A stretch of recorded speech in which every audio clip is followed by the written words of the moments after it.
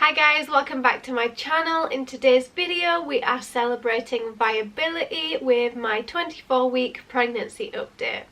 So in today's video we will be talking a little bit about baby's development in the past week, my physical pregnancy symptoms, my mental health during pregnancy, and we will be finishing with a belly shot at the end so we can compare and see my growing belly.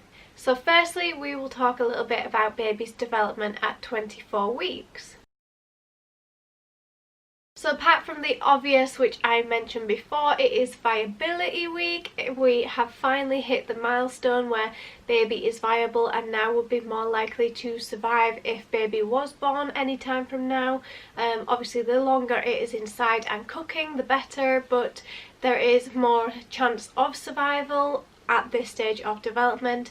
And of course this is where if you do lose a baby, there is the difference between it being classed as a late miscarriage or a stillborn, although of course that is not something we really want to think about too much, but it does just mean that the odds are now in baby's favour that baby would survive, and that gives me a lot of peace of mind as someone who has lost a baby in the past. So apparently baby would be measuring about 29 centimetres, and baby will now be putting on a lot of weight, which would be from fat, muscle, organs and bones. So baby is starting to pack on the pounds, quite literally, which I will talk about a bit more in next week's video because I have had a scan yesterday when I was 25 weeks, so I'm basing this all on last week. But yeah, I am at 25 weeks now and I do know how much the baby weighed yesterday,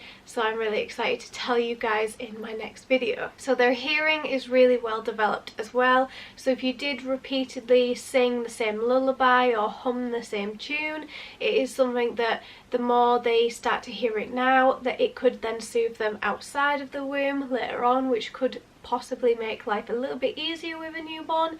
I've never actually tried that, and I am thinking when I read that earlier that maybe I should try. One thing that Fabian always sings to both kids when he wants them to settle is "You Are My Sunshine," so I'm thinking we maybe need to start singing that to Bump and see if it does make a difference when baby comes out, because it's the lullaby slash song that we always naturally turn to when we are trying to soothe the children. So we will see, we might, I don't know, we'll see if we start like singing to my belly.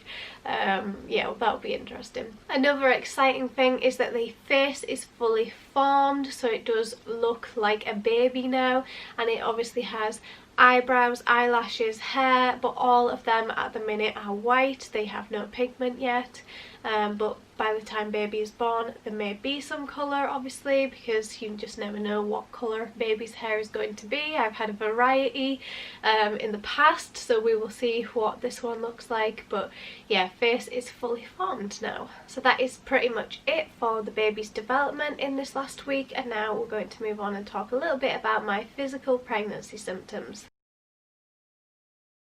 So as you know, last week I was pretty congested and I had a sore, I don't know if I had a sore throat, I was talking funny, I remember I was talking funny, but yes, I have had a sinus infection over the past week, and just it has been so congested, and it literally felt like someone had punched me in the face. So I know this isn't a physical symptom, but one thing that it kind of pertains to in terms of pregnancy is I could not take anything, and at the minute people are starting to stockpile like things like paracetamol again, and so it was really hard to get hold of even paracetamol, and I was just so sinusy and had a headache for probably 3 to 4 days running, and then I couldn't get hold of even the only medicine that I was actually allowed to take. We did phone the chemist and ask them and say,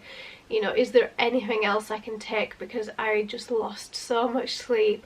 And on the upside it meant I was up early, but I just felt so unwell and sinusy, and it was giving me tooth pain as well. It literally just was so painful, and with being pregnant they couldn't really give me anything else. It was literally paracetamol and that was it. I couldn't even do a combination of paracetamol and ibuprofen because obviously you can't take ibuprofen during pregnancy, so I was very limited and basically had to endure.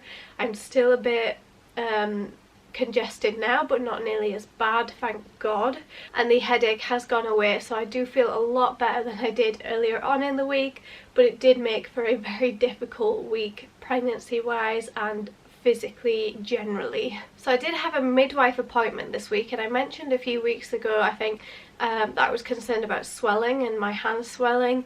I have had my blood pressure checked, I've had the urine checked, and everything was completely normal. My blood pressure is still really low, which it always is. The hand swelling, unfortunately, it is something that has happened in all my pregnancies, but I guess I'm just a nervous person and wanted to check, so it was good that I did have this appointment, and she was really happy with what she did check and that I'm not unwell or anything. It is just a case of making sure I'm keeping myself hydrated, so that is a priority for this next week, or for the duration of this rest of the pregnancy, is to really make sure I'm keeping hydrated, because I do seem to really be getting dehydrated and then my hands swell up. So yeah, that's given me some peace of mind that at least it's nothing serious and it is something that I can just tackle at home and nothing to worry about. I am really starting to find that moving about is really difficult when I need to get out of bed on a night to go to the toilet.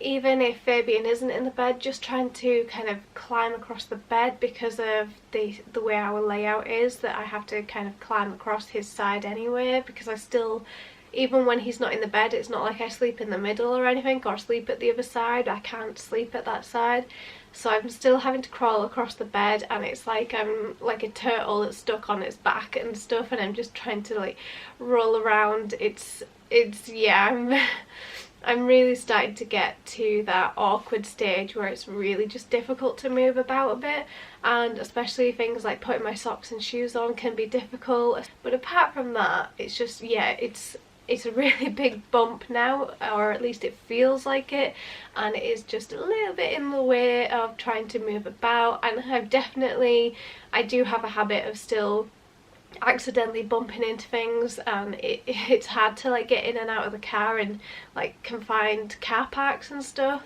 So it's just one of them things that you don't really think about with pregnancy, that you accidentally like knock stuff with your bump or like getting in the car, that it's just them sort of things you don't think about, that do obviously have a big impact and do make life a little bit more difficult. But yeah, that is pretty much everything physical symptom wise for this last week. And now moving on to do a very quick mental health update. So as you guys know, my mental health has been very much up and down, and quite a lot of downs during this pregnancy. I would say in the last week my biggest issue, as I think I've said a few times in the last few weeks, it's more anxiety. It's not low mood specifically, and it's not prenatal depression anymore, I don't think.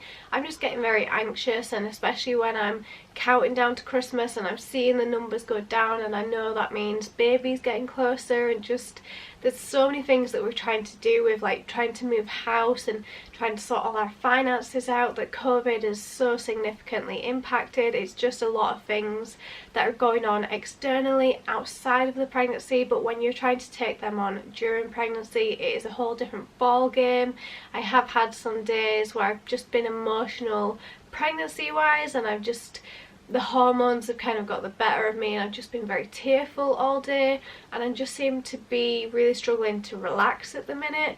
My anxiety is just really high. My best coping mechanism that I'm using at the minute is regular baths, and I put my lavender oil in, and lavender for me personally really helps. So even if I just sniff the bottle or put it on some tissue paper and sniff it, it really helps calm me down. So that's kind of how I'm managing at the minute, and it's just finding ways to manage that anxiety, which is just something I'm struggling a little bit with at the minute. So I have made an appointment to see my hypnotherapist to really kind of tackle some of these issues, and I think one of the main things I really need to do, it's just making sure I'm taking time for myself, and I'm really not doing that.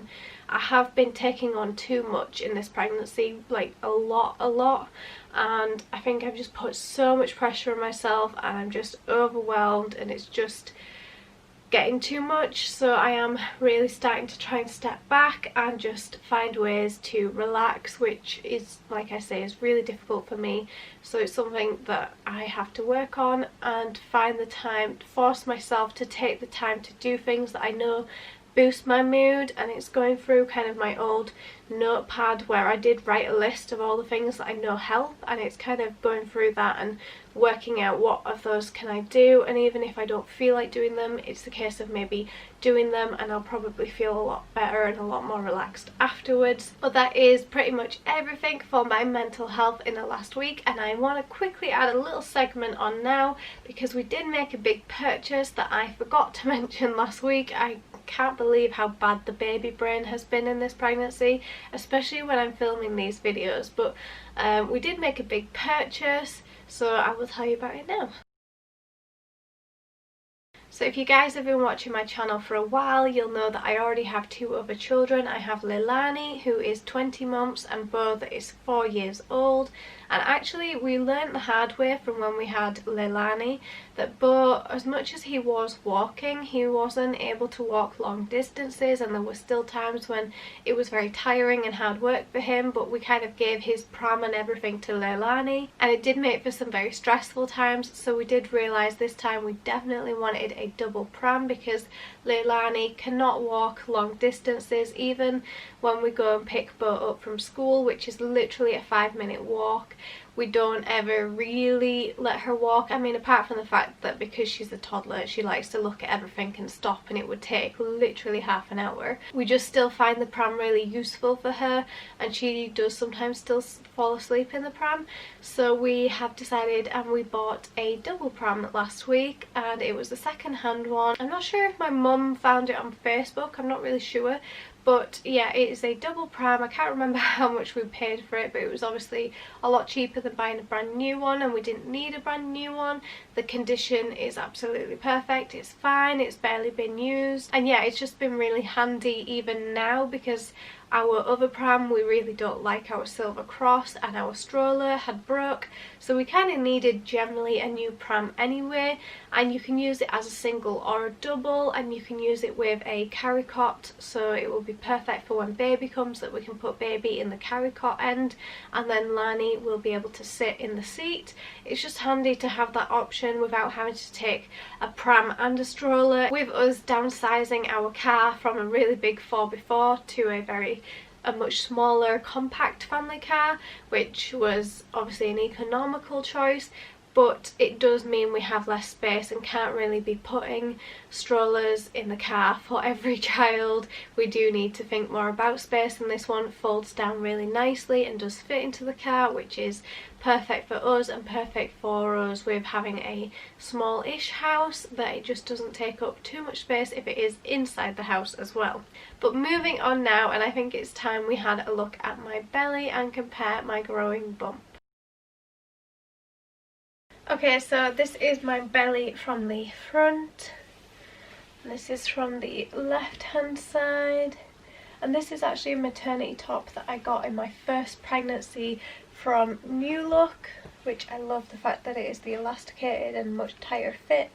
But this is from the right hand side, and then from the right hand side like that, from the front, and from my left hand side. So thank you guys so much for watching. If you did like this video, make sure to give it a thumbs up. Don't forget to subscribe down below. It really helps and supports my channel, and I really do appreciate it. I'd love for you to comment down below as well, introduce yourself. I'd love to get to know all my subscribers. It really means the world to have that personal connection with you guys, and I hope I will see you guys in my next video. Bye guys.